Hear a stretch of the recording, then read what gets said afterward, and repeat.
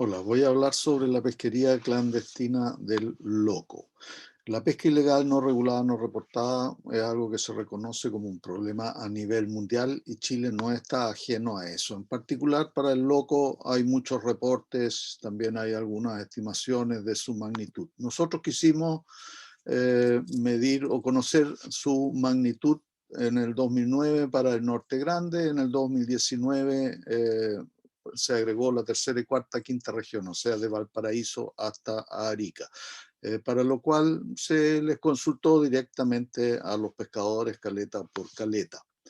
Eh, Acá está la estimación, no hay tiempo para ver los números en particular, eh, pero se estimó, ¿cierto?, por zonas de pesca en ambos casos, ¿cierto?, y al final se acumuló para el año en términos de peso total. Si lo ponemos ahora en el tiempo, lo que observamos básicamente es de que esta pesquería ilegal o informal, ¿cierto?, desembarca lo que fueron los niveles históricos en los años 80, sobre todo en el norte. Si lo ponemos igual en perspectiva nacional, ¿cierto?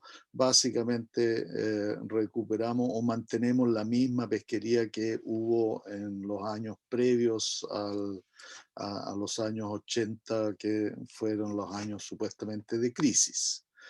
¿Qué tamaño tienen los locos que se sacan? En el norte todos principalmente bajo la talla de 10 centímetros. En el 2019, ¿cierto? El norte mantiene esa situación, todos bajo la talla mínima, pero hacia el sur, tercera, cuarta y quinta regiones, predominantemente son locos sobre la talla. Es decir, podemos decir es una pesquería intensa que no respeta las regulaciones, sobre todo la talla en el norte. Y eso entonces significa que se está destruyendo la base productiva. Quisimos saber, para eso se hicieron evaluaciones directas.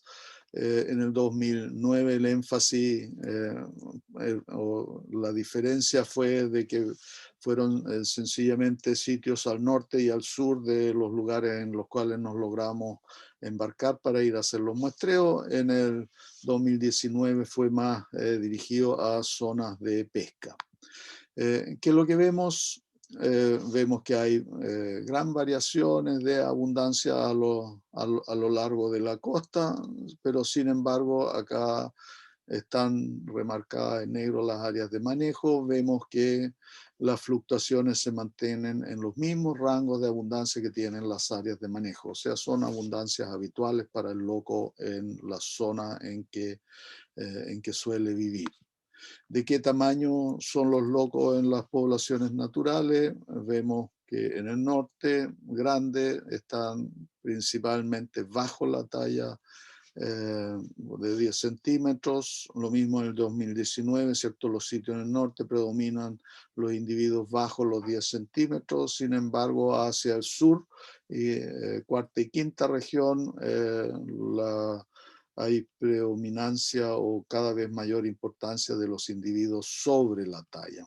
Esto es bien importante hacerlo notar, ¿cierto? Porque las capturas prácticamente reflejan lo que está en el agua, ¿cierto? O sea, y significa que no se están sacando todos los individuos sobre la talla, eh, y si estuviera sobreexplotado no encontraríamos individuos sobre la talla, ¿cierto? Esto sugiere que se trata de una pesquería que se podría eventualmente calificar de conservadora.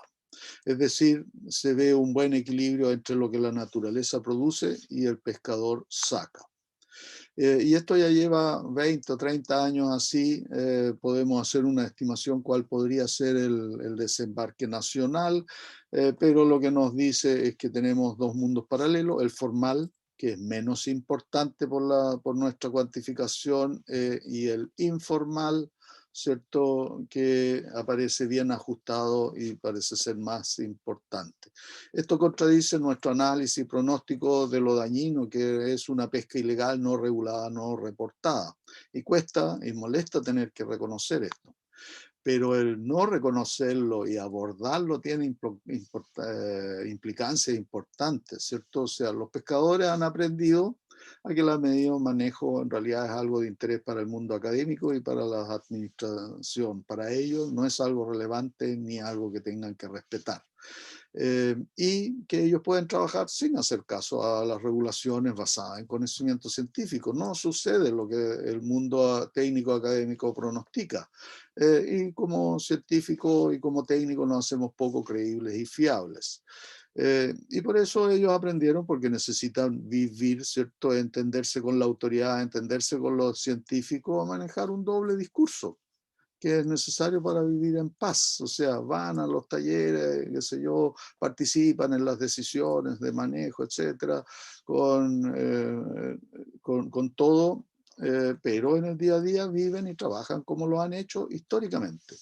Y ojo, ¿cierto? Estos no son buzos malvados y no son otros buzos, ¿cierto? Son los mismos y únicos que tenemos, son los mismos con los que conversamos en estos talleres, los que están participando en esta pesquería. Y cierto, o sea, en las implicancias, sin mencionar la corrupción que se asocia probablemente a esto, siendo que es un negocio principalmente de exportación. Y sin mencionar todas las consecuencias que esto tiene para el manejo y la relación o la visión de los sistemas pesqueros en general. Y por eso el llamado es: necesitamos reaccionar, ¿cierto? No podemos seguir con frecuencia de 10 años, no sé si esa es, hacer otro diagnóstico. Tenemos que hacer fuerza para que esto avance, pero la pregunta es: ¿para que avance hacia dónde? Porque por si acaso no se trata de militarizar la costa y controlar y perseguir ahora a los malos, ¿cierto? ¿Para qué? Para prohibir una pesquería que por lo demás se demuestra que está bien. No, en realidad se trata de comprender lo que pasa y por qué pasa. Por ejemplo, ¿realmente conocemos bien y comprendemos correctamente la dinámica de nuestro recurso estrella? Conocemos y entendemos lo que hacen los pescadores, por qué lo hacen, ¿cierto? Y cómo es posible que su pesquería informal aparezca bien, ¿cierto? Y nuestro diagnóstico de la sobreexplotación de los años 80 y que motivó el hecho será correcto, porque sí hubo una crisis, pero la crisis fue pesquera, no necesariamente era el recurso el que estaba en problemas. Y tenemos que reconocer, ¿cierto?, que el mantener la pesquería en la actual situación nos deja ciegos, sordos y mudos. Y para lograr ver y establecer una relación hay que transparentar. Y mi propuesta puede sonar simplista, que simplemente reconocer, ¿cierto?, hubo una actividad histórica y pasó de legal a ilegal solo por una norma. No cambiaron las prácticas, son las mismas prácticas de antes, que antes eran legales, ahora son ilegales. Entonces uno debería decir: no es tan difícil el poder revertir esto, hay que derogar la norma, y en el momento que se derogue, ¿cierto?, mágicamente desaparecerá la pesca ilegal. Y dicho en sencillo, es levantar la veda, abrir el acceso a esta pesquería. Y en realidad, así como es en la práctica actualmente, ¿cierto? O sea, no tiene veda, no tiene límites de acceso. Y uno tiene que preguntarse, porque van a decir rápidamente: este va a ser un gran problema. Sí, pero ¿qué puede ser peor que tener una pesca ilegal por ya 20 o 30 años, sin datos y enseñando que la ciencia y las regulaciones no hacen falta? ¿Qué es peor? Al menos si se levanta, se va a transparentar la información, permite obtener esa información, permite comenzar a conversar y acordar medidas de manejo razonable y posible, pero basado en la información, en una pesquería que transparentemente la estamos viendo, con menos doble discurso. Porque si bien podemos discutir latamente sobre los métodos, los datos, los por qué, quién tiene la culpa, quién tiene razón, lo que se debería hacer, que la fiscalización, que las regulaciones, que la AMER, mucho, un largo, etcétera, ¿cierto? Pero para lo que nosotros es un interesante ejercicio académico, para el pescador es su vida. Le estamos empujando en cierta forma, imponiendo medidas que están basadas en lo que nosotros creemos saber, a ser parte de su vida en la clandestinidad. Y esto no puede seguir, ¿cierto? Hay que tomar decisiones. Esto es sin ánimo de incomodar, ¿cierto? Es solo para mover a la reflexión y a ver si logramos abordar esto. Si quieren más información, aquí les dejo algunos links de unos videos que hay. Muchas gracias por la atención.